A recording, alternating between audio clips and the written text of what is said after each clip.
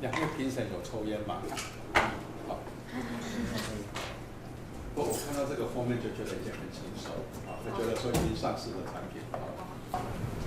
那大家好，今天来介绍我是我的 Non Smoke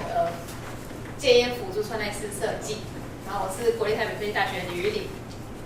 好，那我今天主要会分成3个大方向来讲，首先是前言，概况分析、SWOT 分析，然后市场区隔。然后第二部分就是我的企划提案，然后一些策略等等，最后是进入总甘特图，然后还有一些预算的评估跟人员分配。好，首先我们来进入第一部分，前言就是目前台湾的吸烟人口大家可以看到是相当的高，然后就是其中也占了就是死因占了16%这样子。对，然后可是因为现在健康意识的抬头，然后政府跟一些相关民间的单位已经就是其实有相当多的活动宣传，是可以希望大家可以重视戒烟这个问题。因此我有了那个创造那个 Non Smoke 的想法。我希望可以以Non Smoke 穿戴式设计打入市场，让使用者以轻松、方便又时尚的方式来戒烟，追求更美好的未来。然后我们先去了解一下概况的分析。首先我们针对性别的部分。台湾在显示18岁人口以上，总共有大概32.7%的男性是有在抽烟的，这个还蛮高的这样。然后女性的话是4.3%。而在年龄的部分呢，主要的年龄分布集中在45岁到46岁，但其实在教书里面有提到说，就是35岁的比率也是相当，就是到达一个高峰点。然后我们的戒烟经验里面来讲，其实大家都有想要戒过烟，但是大概过去12月有戒烟经验大概是41.7%啦，然后男生是40，然后40.7%，然后女生是49.1%，但是就是通常成功的几率就是这种待会再谈。然后一天就是吸烟量在一个平均，如果抽蛮凶的话，一天就是在17根左右。然后为什么会戒烟失败呢？其实有高达73.3%的抽烟者都想要戒烟，不过在缺乏专业的协助下，基本上成功率不到1成。然后这其中原因大概就是因为无法抗拒烟油的诱惑，然后没办法控制烟瘾啊，然后而且戒烟的时间会拖得很长，所以就会变成说很难坚持下去，而屡次失败。因此，我们将这些因素结合成变成我们的设计出发点，统纳出4种的设计元素。首先是可以透过社群的互动，让一群想要戒烟的人同聚在一堂，然后可以随身携带，然后就让像你跟使用香烟的时候是可以随身带在身上的。资讯的即时记录，让你知道你什么时候抽了多少烟，然后你的离火苷含量是否在进步，在逐渐减少呢？然后这就是我们希望以柔软的方式来协助戒烟，而不是说你现在不准抽，然后从此以后你就不能再碰香烟这样子。好，然后我们稍稍为了我们的这个产品先做了一个产品的分析 SWOT。首先在优势的部分，因为我们具备了资讯的整合，这样子可以让使用者可以更快速的看到说我自己是确实有在进步的，而提高戒烟的效率。而烟管状的设计呢，则可以降低戒烟的困难度，因为其实抽烟的人他们在手势上甚至都是有一种习惯的动作，然后明确的商品形象呢，更可以提升产品的价值。但是问题的重点就在于，像香烟一包可能100多，就是比较大家还可以负担得起。看这个香烟虽然说是可以长久的，但是一开始单价比较高，所以可能消费者在一开始会比较没办法接受。然后这个算是比较新颖的穿戴式产品，所以我们该如何做一个行销也是很重要的重点。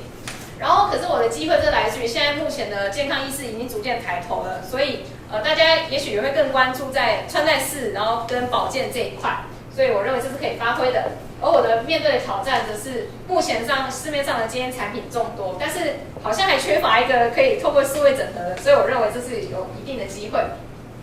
根据以上的资料呢，我们就决定将目标先缩小范围至25岁到45岁的白领阶级。为什么适合白领阶级呢？主要是因为白领阶级的组成就是由这些目前这些岁数的可能一些还有在上班的白领阶级中组成。然后他们除了健康的意识他们已经有健康的意识，他们愿意就花更多的金钱去追求自己身体的健康，同时他们的冲动性还有消费能力都是足够的，他们会愿意去追求个性与时尚。那接下来进到我们的企划提案。企划提案呢，我们的策略目标是为了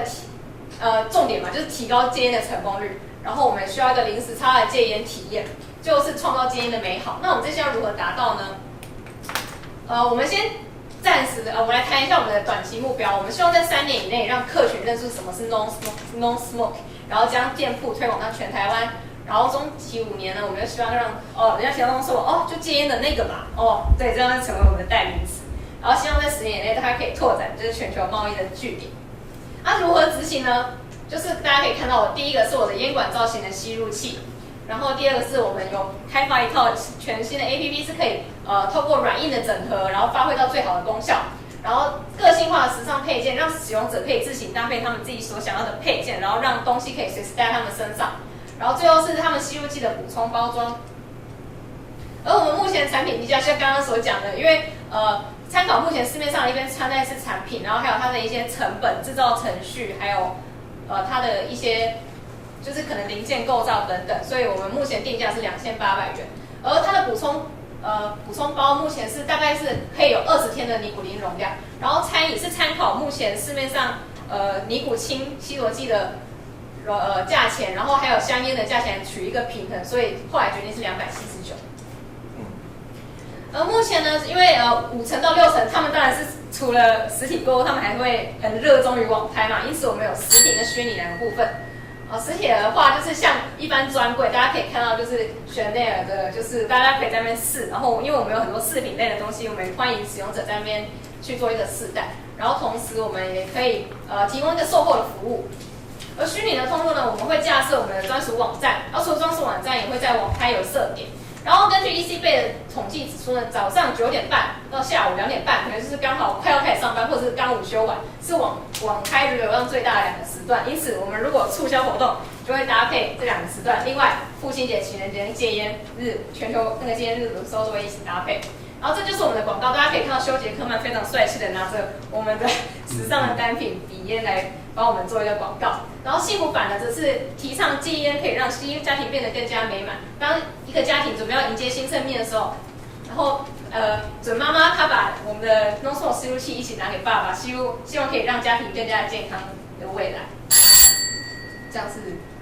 继续。好，然后我们实体发表会则是可以以一个精品的形式邀请网络部落客名媛一起参加。然后目前日期是选在5月31号的世界无烟日，希望当天可以提高产品跟戒烟之间的关联性。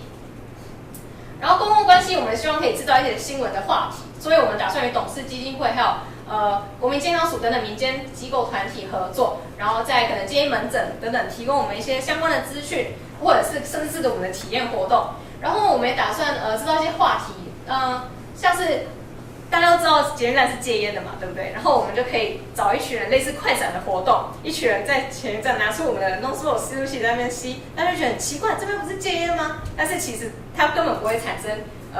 无烟的问题，所以借此根据全民接狗仔的风气炒热这股气氛。然后最后是餐饮行销，就是我们透过跟民间团体一样的合作，然后我们可能会赠予一些给可能戒烟班、戒烟门诊，然后帮助民众一开始来尝鲜我们的产品，然后让他们找回健康的生活。然后最后是总甘特图，总甘特图的部分我们会分成生产，这边字比较小，不好意思，就是生产，然后还有一些通路，就是一些宣传的部分，然后我们的销售员都可以拉得非常长来看，对，就是做了一个非常长，大概4到5个月、半年的规划。然后总预算的部分呢，则是有生产，就是包括我们的制造程序，还有一些跟厂商沟通的费用。然后另外是这个的话是我们的架设网页的一些宣传的美宣等等设计费。然后最后这个的话是我们有我们的不同的广告会放在不一样的杂志上面来做宣传。然后我们去统计了可能几间财经或者是健康甚至是美容，就是会让白领阶级会去看的那些。就是白领人士会去看的杂志啊，针对他们来做一个广告，这样子。然后我们的人员分配呢，我们按照每个设计不同的流程来安排不同的部门来做我们的就分门别类帮忙我们进行我们这一套 non smoke 的程序。然后以上就是我的一些参考的资料。好，然后是希望我的 non smoke 可以成为就是让大家戒烟更好的一个方式，这样子。谢谢大家。